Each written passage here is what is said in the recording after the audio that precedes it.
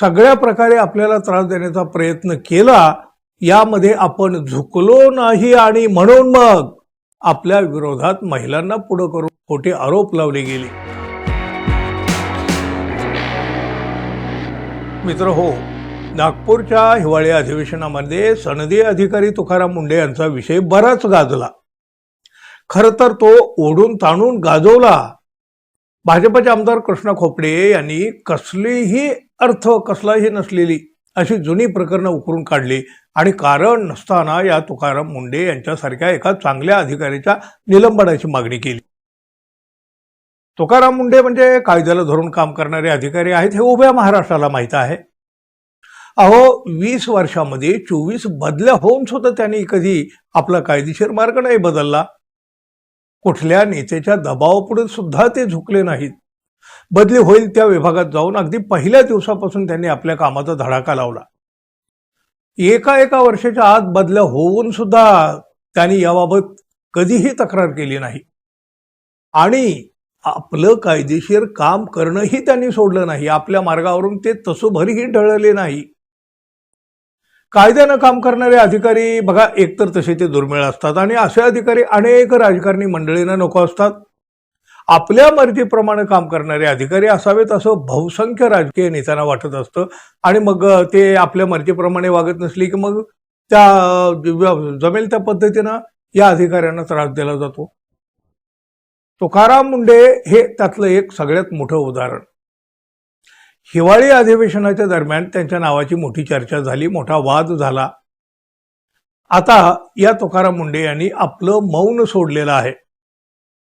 म्हणजे खरं तर त्यांना ते सोडावं लागलं आहे, कारण एवढी चर्चा झाल्यावर दुसरी बाजू सुद्धा लोकांच्या समोर येणं हे आवश्यक असतं. ते म्हणाले, नागपूरमध्ये काम करीत असताना काही लोकांची मनमानी होऊ दिली नाही म्हणून तेव्हापासून आपल्या विरोधामध्ये वारंवार कट रचली गेली, त्या माध्यमातून त्रास दिला जातोय. जे खोटे आरोप करण्यात आले होते त्याचीही चौकशी झालेली आहे. त्यात आपल्याला क्लीन चिट सुद्धा मिळालेली आहे. पण तरी सुद्धा पुन्हा तेच ते आरोप करून मानसिक त्रास दिला जातोय. एका प्रामाणिक अधिकाऱ्याची हॅरेसमेंट तरी किती असावी, प्रामाणिक अधिकाऱ्याला त्रास तरी किती द्यायचा, असा सवाल आता तुकाराम मुंढे यांनी कुणाचंही नाव न घेता केलाय.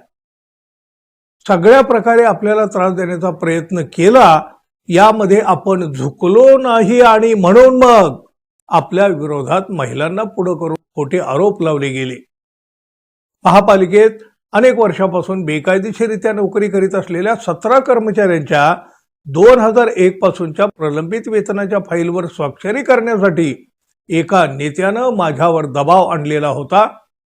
मी स्वाक्षरी करण्याऐवजी हे एकूण प्रकरण संशयास्पद वाटल्यामुळं संपूर्ण प्रकरणाची डिपार्टमेंटल इन्क्वायरी लावली.